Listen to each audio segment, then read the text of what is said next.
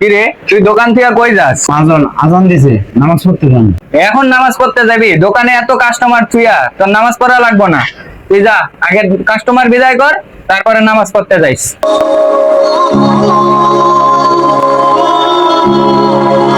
মাজন মন গেলে জামাতটা পাবো, পরে গেলে জামাতটা পাবো না।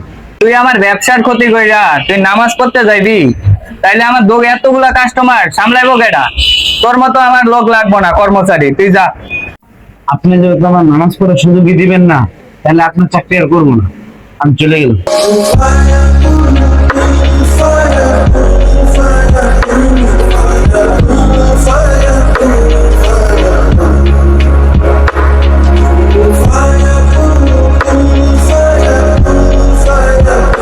আসলে দেখেন ভাই, আপনি যে লোকটারা এইভাবে বকাবকি করলেন, আসলে এটা আপনার একদমই ঠিক হয়নি। কারণ আপনার ব্যবসার চেয়ে তার নামাজটা বড় ছিল, আপনি সেটা বোঝা উচিত ছিল, কিন্তু আপনি সেটা বুঝলেন না।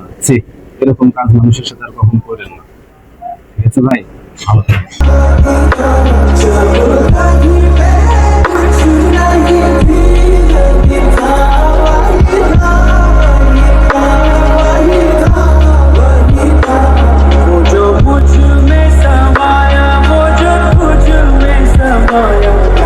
কি ভাই, আপনার ব্যবসার অবস্থা কি?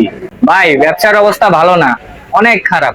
ও ভাই, তাই তো দেখতে পাচ্ছি দোকানে মাল সাল সব কমে গেছে। ওই যে ভাই, একটা কথা চিন্তা করে দেখেন তো ভাই, ওই দিনের কথা মনে পড়ে যে একটা ছেলেরে আপনি ব্যবসার জন্য নামাজে ছাড় দিলেন না, ছেলেটাকে অপমান করে বের করে দিলেন। চিন্তা করে একটু দেখেন তো ভালো করে।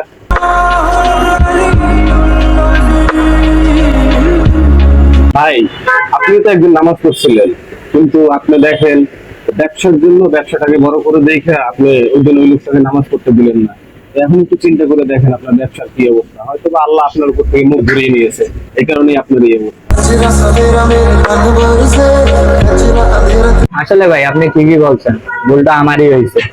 আজকে যদি আমি সেই দিন সেই কাজটা না করতাম, তাহলে আমার ব্যবসার এই অবস্থাটা থাকতো না।